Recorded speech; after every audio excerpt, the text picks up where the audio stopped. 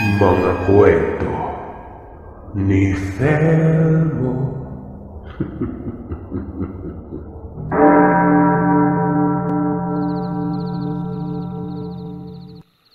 Sumunod kaagad si Manuling. Isasalang din niya ang kwentong patungkol sa kanilang kaanak noon na naging isang bantugang albularyo. Pero bago pa naging bantugan ito, dati umano itong utos ang kriminal. Balihit man ito sa lugar ng Legazpi noong dekada 70. Itago na lamang natin to sa pangalang Wagas. Etong si Wagas ay marami nang napatay nung kapanahunan niya. Pero sa kabila ng pagiging bayarang kriminal, pumipili umano ito ng taong pinapaslang.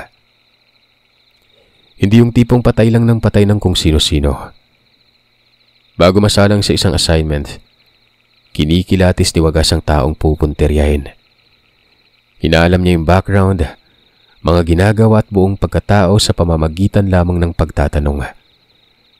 At kapag nalaman niyang mabuting imahe ito, hindi niya kinakagat ang isang kautusan. Bagkos ay nagtatanong siya sa kanyang amo kung sino ang nag-utos. May amo kasi itong si Wagas. Ito yung humaharap sa mga kliyente. Nagtatanong ang kanyang amo kung anong problema at ang sabi ng Wagas ay ang nagpapapatay ang dapat patayin, hindi ang pinapatay dito. Sa murang edad ay brutal na talaga si Wagas. Kung may kasalanan ng isang tao ay timbog talaga pero kapag wala ay hinahayaan niya lang. Kaya ngayong minsan, yung amo niya, kapag may lumalapit na kliyente ay nagtatanong kung anong kasalanan ng tao. Gawa ng kapag ilaw ang dahilan, posibleng ang nag-utos pang patayin. Bagay na masasabing tagahukom na umano si Wagas nun. Ang amo ni Wagas ay itago na lamang natin sa pangalang Seryo. Hinahangaan nito si Wagas na may paninindigan. Yung tipong hindi patay lang ng patay ng kung sino. Yung may hustisya. Hanggang sa nalaman ng amo na ito palang si Wagas, ay merong masalimuot na nakaraan.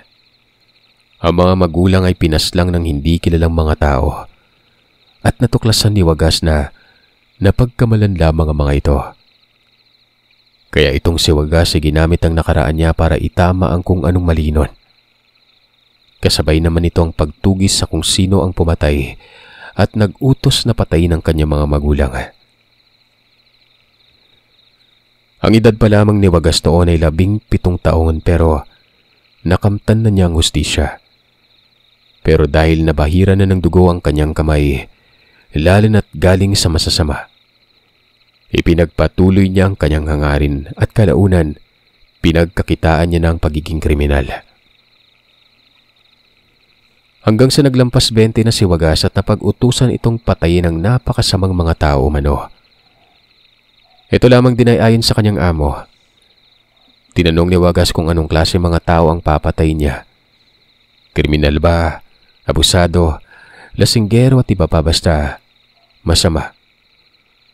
Ang sabi naman ng kanyang amo, hindi ako sigurado pero sa tingin ko, masama talaga Ayon yan sa kliyente. Kung gusto mo masuri mo na, ikaw bahala. Kinakabahan ako Wagas. Naisip kong hindi kaya mga aswang ipapapatay. Kasi sabi ng kliyente, mga matinik daw ito at sinubok ng tugisan ng ilang albularyo pero hindi daw napapatay. Biro mo albularyo? Bakit ganun? Hindi man lang sinabing pulis at albularyo pa talaga. Mukhang iba nga yan, boss Seryo Taga saan ba kamo yung mga ipapatay? Tanong ni Wagas. Sinabi naman ng kanyang amo ang lugar, pero yung bahay ay hindi alam. Lapitan lamang umano sa lugar na yon ang nagngangalang Berto. Ito ang magtuturo sa kung saan matatagpuan ang mga salarin. Ang lugar ng mga ito, mga kagiliw, base kay Manuling, ay sa bukiran ng Sorsogon. Walang ano-anong lumakad kagad si Wagas. Ito naman kasi ang ginagawa niya. kapag may utos na kilos kaagad. Hapon na yun ang makarating sa bukiran ng Sorsogon. Hindi na lang natin babanggitin ang eksaktong lugar kasi nga baka kung ano ang isipin at magdulot pa ito ng katatakutan. Bilang respeto na rin sa mga taga ron.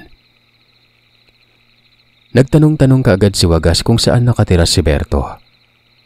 Maliit na nain lamang ito mga kagiliw na kung ilalarawan, parang ang layo sa kabiasnan. Mahirap pasukin ng lugar na yon. Pinagtaka nga ni Wagas kung bakit dito ang assignment niya. Parang ang layo sa nakagawian. Hindi sa syudad at subdivision. Bagkos, sa sobrang sukal na lugar. Nalaman niya kaagad kung saan banda nakatira itong si Berto. Kilala naman daw ito sa lugar. At katunayan ay inihatid pa siya ng isang tao papunta doon. Nagulat si Wagas. Paano ba naman kasi ito umanong si Berto ay isa palang albularyo. Matandang albularyo at ito ang sumubok tugisin ng kung sinong gustong ipapatay ng isang kliyente. Maliit lamang ang bahay ni Mang Berto. Wala itong ibang kasama kung hindi mag-isa lang. Kubo yun na may 4 na sulok at nakaangat ng bahagya sa lupa. Magdidilim na ng mga sandaling ito. Ngumisi ang matanda nang magpakilala si Wagas nun. Ikaw na pala si Wagas. Abay, akala ko sa susunod na linggo pa. Halika, pumasok ka sa loob. Kinakawayan si Wagas ng matanda. Lumapit naman ang binata at pumasok ng bahay. Doon nakita ang mga kagamitan ng albularyo. Lahat ng ito ay bago pa lang sa kanyang paningin. Ang sabi ni Mang Berto, isa daw sa nakatira sa lugar ay nagtatrabaho sa lugar ng Legazpi. Kasambahay yon. Tapos sinabi ng kasambahay sa kanyang amo ang problema nila sa lugar. Ito namang amo ay tumulong kaagad. Naghanap ng makakaresolba ng problema. At yun na nga si Wagas nun. Teka po, kaya pala, nagtataka din po ako eh.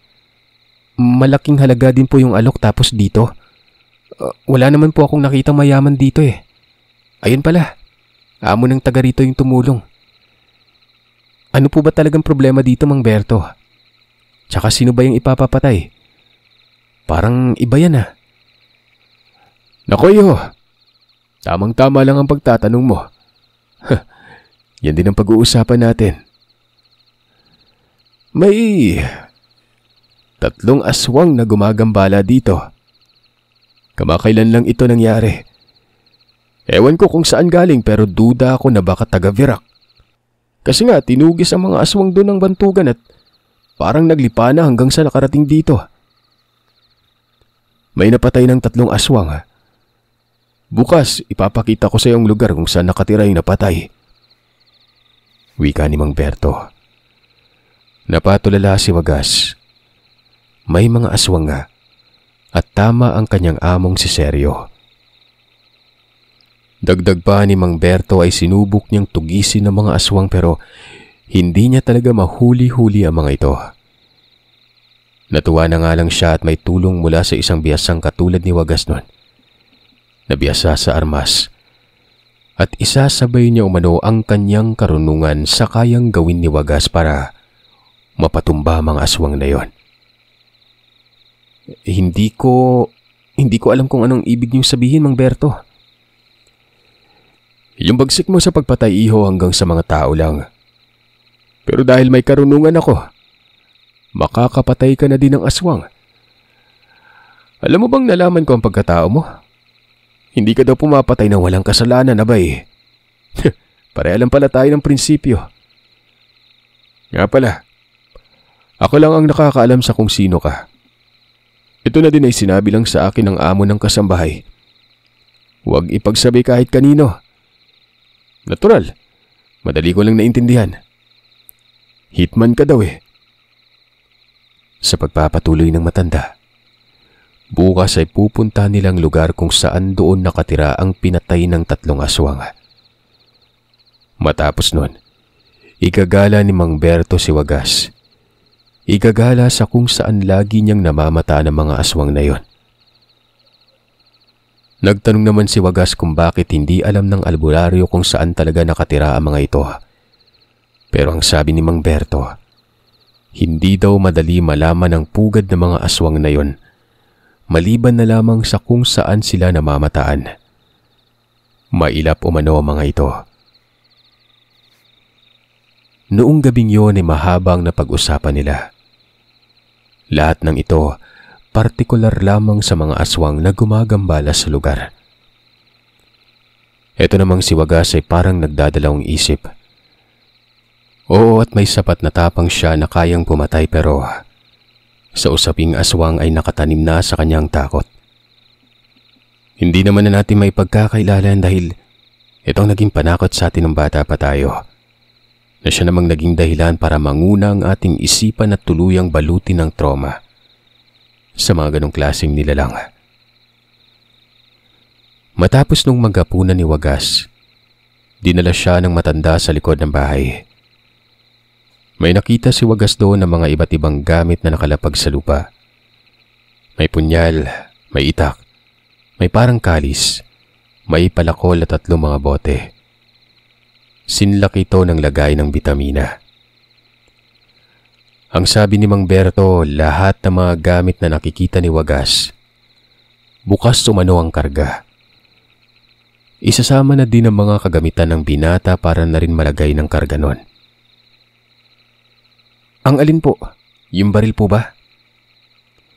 Yan ang bang sandata mo? Oo po, pero tinatago ko po ito.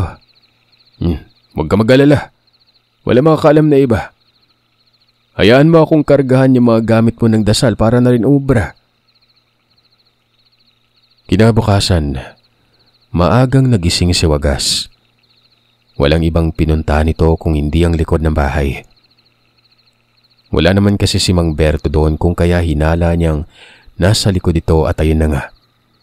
Nakita niya doon si Mang Berto at naghuhukay ito sa may lupa, sa tabi mismo ng nakalatag na kagamitan. Nanonood lamang si Wagas. Nagtataka siya dahil hindi niya alam kung anong gagawin itong matandang ito. Ilang saglit pa, noong hanggang siko na ang lalim, ay nagbungkahi na ang matanda na ilagay umano sa butas sa mga baril at mga bala ni Wagas. Nagdadalawang isip si Wagas pero binigyan niya ng tiwala si Mang Berto. Tingin niya, matinong tao naman ito. Inabot niya sa matanda ang ditambor niyang baril at 45. Dalawa kasi ang baril ni Berto. Isang binili, habang ang isa naman ibigay ng kanyang amo na si Sergio. Ang ditambor, mga kagiliw, ito yung revolver. Halimbawa ay ang kalibre 38. Wala namang detalye kung anong revolver ba. Marami kasing klase ito. Nilapag niya yun sa lupa. Matapos naman noon ay nilagay din yung mga sandata ng matanda doon sa butas at tinabunan nito ng lupa noon. Kung kaya't nagulat si Wagas na baka kamo ipapahuli siya nito. Kaya kinuha at inilibing ang kanyang kagamitan. Nagreklamo si Wagas at nabantaan pa niyang matanda na kapag may ginawang hindi kaaya-aya, ay hindi siya magdadalawang isip na patay nito. Alam ko magagalit ka, Wagas, pero magtiwala ka sa akin. Wala akong ibang motibo, maliban na lamang sa pagkakarga. Dagdag pa nito, ang lupa umano ang isa sa pinakamabisang sumpa para sa pagpatay sa aswang. Bukod pa dyan, may gagawing seremonya si Mang Berto para basbasan ang mga gamit ng maging makamandag ito para sa mga masasamang elemento. Nakita ni Wagas na matapos matabunan ng lupa ang mga gamit, nilagyan ito ng asin na tabo sa ibabaw lamang mismo ng tinabong lupa. Tapos noon ay binasa ng tubig na para bang nagdidilig lang pero maraming tubig yon. Wika ni Mang Berto, hanggang maghapon yung nakalibing. Kapag natuyo na ang lupa, doon na niya sisimulan ang seremonya at magsisiga sa ibabaw. Pero habang hindi pa dumadating ang hapon, ay puntahan daw nila ang lugar kung saan may napatay ang mga aswang. Teka, Mang Berto. Oo, pinagkakatiwalaan kita pero hindi ako sanay maglakad ng walang dala eh. Naiirita ako. Bahagi na siguro ng katawan ko yung mga baril at bala ko. Gayun din naman ako, iho eh. Bilang albularyo, bahagi na rin ng katawan ko ang mga gamit ko. Wala tayong pinagkaiba. Ikaw sa pisikal, ako naman sa spiritual. O siya, sige. Alis na tayo at magtiwala ka lang. Walang nagawa si Wagas kung hindi sumang-ayon na lamang. Pero inihahanda niya na rin ang sarili nun. Oo, at may tiwala siya sa matanda pero hindi pa rin maalis sa isipan niya ang duda. Unang beses kasing mawalay sa kanya ang mga gamit niya ay kapag may nangyari ay hirap siyang ipagtanggol ang sarili nun. Malayo ang lugar na pinuntahan nila. 1 oras na lakaran. Hanggang sa nakarating pa sila sa isang nayon. Dito na sinabi ni Mang Berto na isa sa mga residente sa lugar na yon pinatay ng mga aswang. Tinuro pa ni Mang Berto ang bahay nito. Tapos naglakad ng matanda patungo doon. Sumunod naman itong si Wagas hanggang sa bumungad na sila sa bahay. Maliit na bahay lamang ito na may 3 maliliit na bata at isang lalaki na husto na sa edad. Kilala nito si Mang Berto dahil bumati ang lalaking yon. Ipinakilala naman ni Berto ito kay Wagas at ang sabi, yung asawa niyang pinatay, si Gador. Tingnan mo't ang liliit pa ng mga anak ko. Kung hindi mo na itatanong, 2 talagang napatay. Buntis kasing asawa niya, Wagas. Nanigas ang katawan ni Wagas. Binalot siya ng matinding pagkaawa sa pamilya. Taman niya ang hinagpis na mga ito at pangungulila nun. Ang mas nakakalungkot dyan ay ang kalagayan na parang hirap pa sa daga mga ito. Bakit hindi mo na kayo tumuloy, Mang Berto? Sino ba itong kasama mo? Mukhang ngayon ko palang nakita at makisig na tao Bungad ni Gador nun. Kinakalabit pa nito ang mga anak at sinabing gumala muna dahil may bisita. Pamangkin ko. Ito yung anak ng kapatid kong Yumao na taga Legazpi. Nagbabakasyon lang. Hindi na ba gumagambala dito sa lugar niyo yung mga aswang? Ayon kay Gador, gumagambala pa rin naman nambabagat. Kaya nga mga tao doon ay ayaw nang lumabas ng bahay. Maging sa araw ay takot na rin. Kagabi nga lang umano ay nagmasid si Gador. Kahit isa lamang daw doon sa mga aswang ang mapatay niya. Sapat na yon para mapanatag ang isip ni Gador nun. Yung pagkaawa ngayon ni Wagas ay napapalitan na ng galit. Mahina niyang sinabi kay Mang Berto yung, uubusin ko sila, tanda. Walang matitira sa kanila. Gusto kong tulungan yung taong to. Pupugutan ko ng ulo lahat ng mga aswang na yon. Yan ang hinahanap ko sa isang katulad mo Galit. Tama lang. Yan din ang baon ko. O Gador, napadaan lamang kami. Ito kasing kasama ko, albularyo din, baka makatulong. Igagala ko lang sa lugar nang malaman niyang sitwasyon. Alis na kami. Pinunta nila ang gubat noon. Sobrang sukal nito. May paakyat, may pababa din. Nagtatayugan ng mga puno at lampas tao ang mga damo. Sabi ni Mang Berto, may ibang lugar na hindi pa niya napapasok. At sa pagkakataong yon, papasukin na niya ito kasama si Wagas. Baka naroroon lamang nakatira ang mga aswang.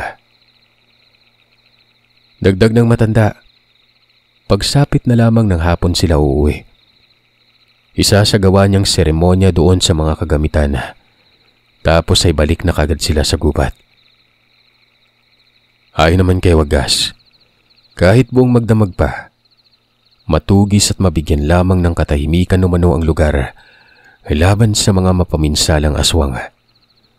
Kahit buhay pa umano ni Wagas ang kapalit nun. Doon tayo sa kabila. Tama nga ang pagkakakilala ko sa iyo. May mabuting puso ka nga. Bagay na totoo ang sinasabi ng amo ng kasambahay. Sumusugal ka daw, mapatay lang isang masamang tao. Minsan ay hindi ka pa tumatanggap ng pera. Ayos lang sa'yo ang wala. Hindi ako nakakatulog, Mang Berto Lalo na kapag alam kong dapat lang patayin ng isang inuutos sa akin. Kahit walang bayad, papatayin ko talaga. Sabihin mo lang sa akin kung anong dapat gawin. Susunod ako. Tumangulang si Mang Berto.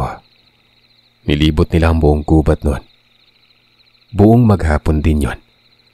At noong papauwi na sila, ay may nakasalubong sila sa daan na 2 tao. Napahinto pa si Mang Berto dahil hindi niya kilala ang mga taong ito. Sinabi niya ito kay Wagas. At alam niya ba kung anong gagawin dapat ni Wagas nun? Pagkarinig lamang niyang hindi kilala yung 2 tao, sinabi kaagad ni Wagas kay Mang Berto na siya na ang bahala. Ipikit na lamang umano ang mga mata ni Mang Berto sa kung anong makikita niya. Bumunot ng patalim itong si Wagas tapos akma sanang lalapitan ng mga tao pero... Uy, teka! Wag muna! Hindi ako nakakaramdam sa kanila ng aswang. Bungad ni Mang Berto habang nakahawak sa bisig ni Wagas nun. Kumalma naman umano ang binata pero nanlaki ang mga mata ni Mang Berto. Dahil ang patalim na dala ni Wagas, pagmamayari niya. Teka, saan mo kinuha yan? Matagal ko nang hinahanap yung patalim ko na yan Ha? Doon lang po nakaipit sa pawid ng bahay mo Dinala ko to kasi nga hindi talaga ako napapanatag.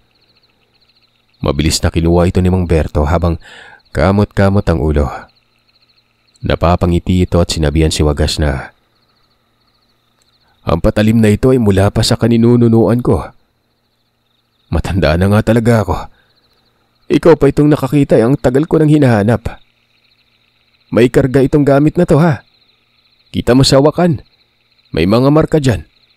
Dasal yan, o diba? Kapag ito napatama sa isang aswang ay hindi na mabubuhay pa. Basta mapuruhan lang. Hayaan mo na yung mga taong yan, baka mga dayo lang. Hindi na lang nagsalita si Wagas pero napapailing siya sa puntong yon.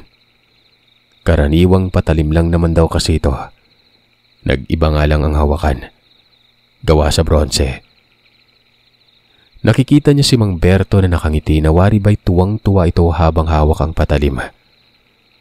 Naiisip noon ni Wagas na baka nga ganoon kalalim ang halaga nito para sa matanda. Nang makarating sila sa bahay, walang ano-anong nagsimula kaagad si Mang Berto ng seremonya. Gulat na gulat noon si Wagas. Dire-diretso yun. Kaagad na lang umupo sa lupa ang matanda.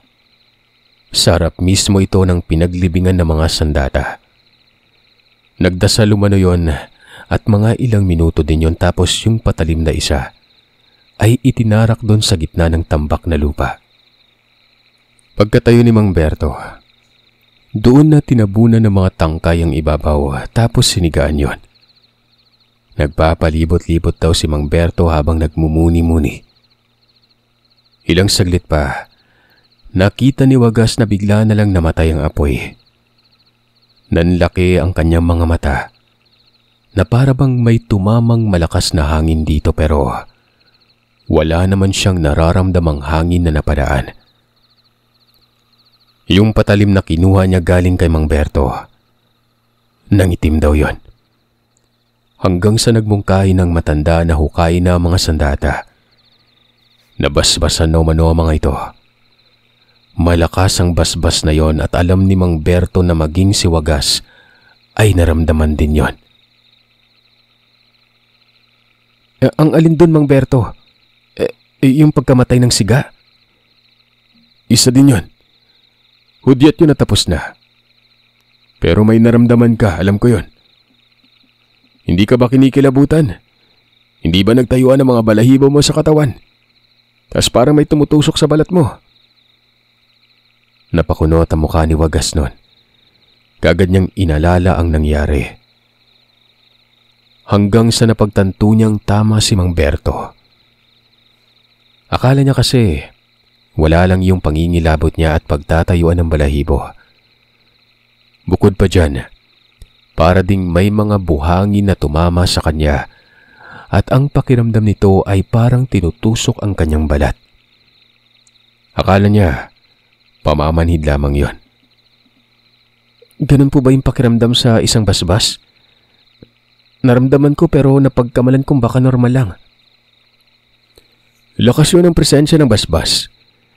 Yan ang kaibahan ng may karunungan kumpara sa normal na tao, Wagas. Malaki ang agwat at nakakamangha. Hindi mo akalaing nangyayari pala talaga. O siya, sige. Tulungan mo ako dito at malalim pa naman ang pagkalibing. Kinuha na nila ang mga sandata nun. At sa puntong yon ay nag-aagaw ng dilim at liwanag. Matapos makuha ang mga gamit, walang ano-anong naghudyat kaagad si Mang Berto. Nakatitig ito kay Wagas at ang seryoso na muka.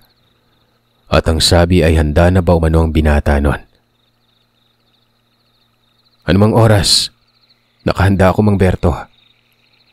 O bueno, tara na. Umalis na sila nun. Itong si Wagas sobrang humanga sa matanda. Dama niya ang pagiging porsigido nito na para lamang din siya. Habang naglalakad ay sinabi ni Mang Berto na may mga palatandaan siyang nakita kanina. Mga baka sumano ito ng hayop o hindi naman kaya ay aswang. Marami yon, kaya posibleng nagpabalik-balik to ng kung anong nilalang. Nga pala mga kagiliw, maraming beses nang nabanggit ang mga bakas-bakas na yan. Iba-iba din ang pagbasa ng mga albularyo dito. May mga ilang napakabihasa. Magaling talaga sa mga bakas kahit laway ng aswang makikita. Samantalang itong si Mang Berto, organikong manggagamot kasi ito. Bumabase lamang siya sa organikong pamamaraan. Kapag organiko kasi, nakatuon lamang talaga sa gamutang lugar. Hindi yung mga matinik talaga sa karunungan na kayang kilatisin ng mga mahihirap na bagay. Pero ito lang ang sasabihin ko. Kung alin sa dalawa ang mas magaling, ang organikong manggagamot ba o yung manggagamot na gumagamit ng malalim na karunungan? Para sa akin, ang mga organikong manggagamot na magagaling. Hindi kasi nalalagay sa peligro ang isang pasyente. Hindi katulad ng mga dinadaan pa sa ritual at kumbate. Nakasalalay din kasi ang buhay ng pasyente doon. Habang itong organiko, kung ano ang pinakamabisang pangontra, yun ang ginagamit. Nasabi na ito ng isang manggagamot sa isang kwento niya sa isang channel, Sir Seth. Yung si Roberto. Kumbaga safety dito ang pasyente at napakabisa ng pamamaraan nila. Ito ding organikong manggagamot ang may taglay na basbas na hindi ka mababahala. Karamihan sa kanila ay mga bertudes at dibino. Hindi kagaya ng iba na hindi likas na may basbas. Yun bang dumadaan pa sa debosyon at pinagsisiksikan ng sarili kahit hindi karapat-dapat. Gumagamit ng mga bertud na ginagawang pangalawang Panginoon na hindi alam kung ano ang lumulukob sa bertud na yon. Kung masama ba o mabuti. Pili lamang ang mga taong may taglay na pahintulot mula sa taas at kadalasan sa mga ito ay mga organiko. Maniwala kayo, kadalasan din naman sa kanila ay nasa tagong lugar matatagpuan. Yung walang impluensya sa mga kabiasnan na talamakang kasamaan. Kaya kung ako, kapag ako ay may karamdaman na hindi karaniwan, sa organiko ako lalapit. Yan lang kasi, safe sila. Wala silang kasunduan sa kung anong kademonyohan. Balik tayo sa kwento. Nagtaka noon si Wagas dahil ibang daan ang dinaanan nila. Hindi ito yung kanina. Pagkos ay nasa kalsada sila noon. Kalsadang lubak-lubak pero patungong bukid. Nagtanong siya kay Mang Berto kung bakit sila dumaan doon. Ang sabi naman ng matanda, dederecho sila sa pinakamalayo. Tapos pagbalik nila, pupuntiryahin na nila ang lugar kung saan sila naroroon kanina. Total kasi ay naroroon na din si Wagas. Sukdulan na lang ang paghahagilap nila para maisa at hindi na tumagal pa. Hindi na nagsalita si Wagas noon. Kumakalam na ang tiyan niya sa mga sandaling ito. Wala umano silang hapunan. Pero itong si Mang Berto, hindi man lamang makitaan ni Wagas ng pagkapagod. Parang napakakondisyon ng katawan, samantalang siya noon ay damanan niya ang mga pananakit ng kalamnan. Kahit sanay na sanay umano si Wagas sa pagbubuhat ng mabigat at ehersisyo. Pero iba si Mang Berto kung ikukumpara sa kanya. Napapaisip na noon si Wagas, baka dahil ito sa taglay na karga ni Mang Berto. Kaya nga nagkaroon ng matinding interes itong si Wagas na matuto din ng karunungan. Pero ipinagpaliban niya umano muna ito. Pagkatapos na lamang ng pagpatay sa mga aswang niya, susuyuin ng matanda, na sana umano'y paunlakan siya nito bilang mag-aaral. Hanggang sa sobrang layo na daw nila noon, saka palang lumiko patungong gubat. Wala man lang kabahay-bahay doon. Maging konting banaag na nagpapahiwatig na may nakatira. Wala talaga. Purong kakahuyan na halong sagingan. Ang dalawang baril ni Wagas, nakainggansa na ang mga ito at may karga ng mga bala. Wala nang dapat gawin kung hindi kalabitin na lamang kapag may komosyon. Habang si Mang Berto naman, kalmado lamang na naglalakad. Tahimik, wala silang gibuan. May bitbit si Mang Berto na flashlight at ito yung lumang klase ng flashlight na kulay dilaw ang liwanag. Dere-derecho lamang sila hanggang sa bigla na lang huminto si Mang Berto. Ang sabi ay nakakaamoy daw siya ng aswang sa lugar. Pero hindi niya matumbok kung saan banda yon. Basta nadala lang ito ng simoy ng hangin. Siyempre itong si Wagas, dahil wala pang alam sa aswang ay nagtanong siya kung anong amoy. Dahil ang samyo na naaamoy lang niya noon ay galing sa mga matatapang na damo at parang dumi ng tao. Sa tingin mo nga ba may tao dito? Yang naaamoy mo na mabaho, galing sa aswang yan. Kumalma ka lang ha. Kapag may nakita tayong tao, aswang na yan. Pero huwag kang magpapahalata. Nakakubli ang mga gamit natin sa isang sabulag. Aakalain lamang nilang normal na tao tayo. Lalapitan natin yan kasi nga pag naginala sila tatakas yung mga yan. Kumalma ka lang iho. Isipin mong parang gumagala lang tayo sa isang nayon. Wika ni Mang Berto at nagpatuloy ito sa paglalakad. Sa puntong yon ay kinakapa-kapanan ni Wagas ang kanyang baril. Kinakabisado niyang kinalalagyan ito at iniisip niya din sa kung paano ito bubunutin sa oras na may kalaban. Mga ilang minuto din yon pero bigla na lamang umanong nawala ang samyo. Kaya naman ang sabi ni Mang Berto, lumalayo na sa kanilang aswang. Marahil ay ibang aswang ito at hindi yung tatlong masasama. Hindi naman nagsalita pa si Wagas. Basta habang naglalakad ay pahirap ng pahirap ang daan. Hindi niya nga alam noon na nakarating na pala sila sa lugar kung saan ito yung pinuntahan nila noong may araw pa. Bigla na lamang kasing umupo sa isang bato si Mang Berto. Sa baba, naroroon ang mga bakas. Tingnan natin kung baboy ramo ba ang dadaan. Humanap ka ng magandang pwesto. Wika ng matanda nun. Humanap nga si Wagas pero habang nangyayari yon, nakapansin siya ng may gumagalaw sa may unahan. Mga maliliit na puno ito na wari ba may kung ano doon, kung kaya naman tinitigang maigi ni Wagas ito. Hanggang sa nakita niyang parang postura ito ng tao. Naglalakad pababa. Doon ay naalala ni Wagas yung sinabi ni Mang Berto na kung makakita ng tao, aswang ng mano yun. Mabilis na binunot ni Wagas ang kanyang baril. Lumapit doon sa taong nakikita niya at pinaputukan ito. Makailang beses na paputok yun, ilang distansya lamang ang pagitan. Alam ni Wagas na tinamaan niya ito pero takang-taka siya dahil mabilis itong nawala. Si Mang Berto naman ay nagulat at kaagad tinungo si Wagas at ang sabi, "Anong nangyari?" Ang sabi niyo kapag nakakita ko ng tao, aswang na yon. Pinaputukan ko. Tinamaan pero nawala. Teka, mapuntahan nga." Walang ano-anong pinuntahan niyo ni Wagas. Sumusunod sa kanya si Mang Berto. At doon ay nanlaki ang mga mata ni Wagas nang makita ang isang tao na nakasandal sa puno ng kung ano. Napakapangit ng mukha nun. Duguan ito. Kitang-kita at detalyadong nasisilayan ni Wagas dahil tinamaan yun ng ilaw ng flashlight. Ang sabi pa ni Mang Berto, timbog na umano ang isa.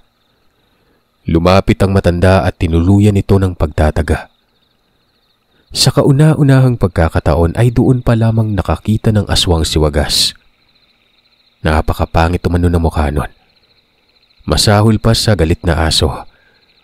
Nakahubot-hubad at sobrang baho.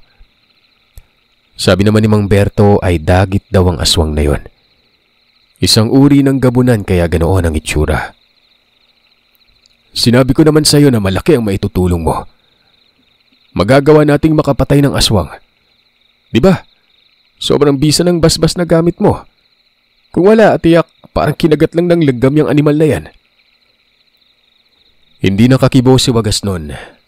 Mantakin nyo, nakapatay na siya ng aswang. Ilang saglit lang, nakakapangilabot na angil o mano ang narinig nila sa lugar. Nagmumula ito sa magkakaibang direksyon. Wika naman ni Mang Berto ay dumating ang mga kasamahan nito. Tama lang at hindi nga siya nagkamali sa bakas na nakita niya. Hindi ito galing sa baboy ramo, kung hindi galing mismo sa aswang. Ang dagit sa Bisaya, Sir Seth, ay mga kaskas, mga uri nga ng gabunan. Ang abilidad nito ay maglakad lang pero pagkakamalan mong lumilipad, gawa ng ang tinig nito ay nagmumula sa itaas. Tapos kapag napapadaan ito sa isang bahay, ang maririnig ay parang agos ng batis. Pero may samyo na masahol pa sa mabaho, sa mabahong balbal. Pambulag umano ang amoy na yon. Hindi ito makikita ng tao. Hindi mamamalayan na nasa tabi lamang o nasa malapit lamang ito. Pero ang tanong, bakit nakita ni Wagas? Sa tingin ko ay dahil ito kay Mang Berto. Siguro ay may ginawa siya kay Wagas o hindi naman kaya epekto ito ng isinagawang karga ni Mang Berto noon. Kumbaga pangkalahatan, gaya ng nabanggit ng matanda. Nakakublisa sa bulag ang mga gamit nila. Kasama na ito sa proseso at siguro kasama na dito ang pangbasag ng sabulag ng kalaban. O pwede rin nagpakita talagang aswang na yon. Pero walang alam na naroroon sila. Gawa ng nakakuble ang gamit nila sa sabulag. Balik tayo sa kwento. Ang angil na naririnig nila, bagamat nasa magkakaibang direksyon, pero parang nasa itaas ito banda.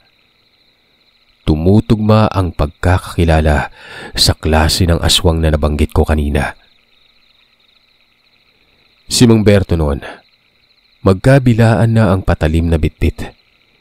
Isang itak at isang punyal. Ganon din si Wagas, magkabilaan ang kanyang baril. Kinargahan niya ng bala yung ditambor, gawa ng iyon ang ginamit niya sa isang aswang. Minuto ang nakalipas, nawala ang tunog. pero naroroon pa rin ang amoy. Malalang amoy umano yon na dumagdag pa sa amoy nung napatay ni Wagas. Nakikiramdam lamang ang dalawa. Hanggang sa may narinig umano silang boses ng isang tao na isang lalaki na para bang umiiyak. Alam niyo ba kung ano ang ginawa ni Mang Berto? Sinigawan yun at sinabihang, "Masakit bang mawalan ng kamag-anak? Naramdaman niyo na ngayon kung gaano kasakit ang mamatayan. Kung hindi niyo maalang sarili niyo, lumapit kayo sa amin." Sumabat naman si Wagas na dapat hindi na lamang daw tinakot ni Mang Berto. Baka tumakas pa. Pero ayon kay Mang Berto, naglalabas lamang daw siya ng saloobin nun. Kasi nga galit na galit din siya sa mga aswang. Albularyo siya sa lugar at siya ang inaasahan ng mga tao, kaso ay wala siyang nagawa. Maliban na lamang sa pagdating ni Wagas. Sumagot umano ang nilalang na umiiyak at ang sabi nito sa kanila, hindi daw sila makakalabas ng gubat ng buhay. Ayun, parang ginanahan umano ang matanda, maging si Wagas. Ilang saglit lang ay nakita nilang dalawa ang dalawang taong naglalakad pero nawawala-wala umano yon. Yun bang palapit ng palapit sa kanila pero nagpapalipat-lipat ng posisyon. Ibang klaseng aswang umano ito. Yan umano ang abilidad ng mga kaskas. Kapag napapadaan sa isang puno ay maglalaho na lamang bigla. Hindi naman natinag ang dalawa noon. Si Wagas ay nag-aantay lamang ng pagkakataon at alam niya sa sarili na maging si Mang Berto. Ganon din. Hanggang sa tuluyan ng naglaho ang dalawang aswang. Dito na nagmungkahi si Mang Berto na nasa ilang distansya ang mga ito at huminto nun. Gawing batayan umano ang paggalaw ng mga damo. Tumango naman si Wagas at noong mamalayang gumagalaw ang mga damo kahit wala namang aswang. Pinaputukan kaagad ni Wagas ito. Lalo pat sobrang lapit na nun. Nasa 2 dipa na lang. Bigla na lamang umanong lumitaw ang isang aswang pero nakadilat ang mga mata na wari ba'y gulat na gulat at sapu ang kanyang dibdib. At unti-unting tumatagas to ng dugo. Tinamaan yon. Ikaw ba naman yung paulanan ng bala, di ba? Yan ang kaibahan sa itak at baril. Asintado ka pala kahit wala ka namang nakikita eh. O ako na bahala dito, Wagas. Hindi na to mabubuhay pa. Hanapin mong isa pa. Natumba yung aswang na yon at tinuluyan na lamang ni Mang Berto. Huwag ka lang gumalaw dyan. Manatili ka lang. Dahil kapag gumalaw ka at nakita ng kasama ko ang kinaroroonan mo, tumba ka rin. Ang lakas ng sabulag niyo, no? Nagawang makakubli sa mga mata ko. Pagbabanta ng matanda doon sa isa. Aminado si Wagas na naroroon ito at nagtatago lamang pero hindi gumagalaw. Doon na nanghiram si Wagas ng itak. Tapos pinagtataga doon ng matataas na damo. Tira bahala, walang pinatutunguhan. Hanggang sa may kumakaskas daw doon. Isang di pa lamang ang layo kung kaya pinaulanan kaagad ng bala. Kahit pa madilim yon. Sa maniwala man kayo sa hindi ay bigla na lamang may umungol. Kasunod nito ang paggalawan ng mga damo na wari ba'y may nagwawala. Hanggang sa bumungad na ang nakabulagtang aswang at wala ng buhay. Babae ito. Bali 2 lalaki at 1 babae lahat. Tapos ang buhay niyong mga animal kayo. Napakatinik mo, Wagas. Paano mo natumbok yung isa? Hindi ko alam. Madilim kasi. Siguro tinamaan niyo ng itak. Tapos gumalaw. Kaya pinaputukan ko na yung mga damo. Sino ba naman mag-aakala na tatamaan ko pala? Ang sabi naman ni Mang Berto ay hindi daw tsamba yon kasi 3 ang tinamaan. Na ganyong tao ang mga labi. Nanlaki ang mga mata ni Mang Berto. Yung dalawang lalaki, ito yung nakasalubong nila Wagas sa daan. Ang sabi pa, kung tinuluyan niya na lamang yung dalawa, edi isa na lang dapat ang papatay nila. Napakalakas ng sabulag nila, no? Hindi mo akalaing aswang. Pero ayos lang yan. Total ay napatay din naman natin ang 3. Ipagbuklod natin Wagas at isilaban. Sinunog nilang 3 labi. Hindi nila iniwan yun hanggat hindi naabo. Habang nangyayari yun, malaking pasasalamat ni Mang Berto sa binata. Tapos na daw ang problema sa nayo nila. 3 aswang lang naman at hindi siya nagkakamaling itong 3 napatay nila. Yun na yun. Kinabukasan, ipinaalam kaagad sa mga tao sa lugar na patay na umano yung mga aswang. Wala nang dapat ikatakot pa. Nagtanong ang ilan kung sino ang nakapatay at ang sabi naman ni Mang Berto, hindi niya kilala. Pero marami umano. Isang grupo na tumutugis din sa mga aswang. Walang alam ang taga roon na ang pumatay ay silang 2 lamang ni Wagas. Alam niyo kung anong nangyari pagkatapos nun, Sir Seth? Hindi na umuwi si Wagas. Nanatili ito sa poder ni Mang Berto. Tinuloy niya ang balak na matuto ng pamamaraan ng albularyo. Pinaunlakan naman siya ni Mang Berto. Katunayan, masaya si Mang Berto sa naging desisyon ni Wagas. Ito ang naging dahilan kung bakit naging biyasa na si Wagas pagkatapos nun. Sobrang tinik sa karunungan. Idagdag pa dyan ang tinik sa paghawak ng baril. Babansagan talagang bantugan.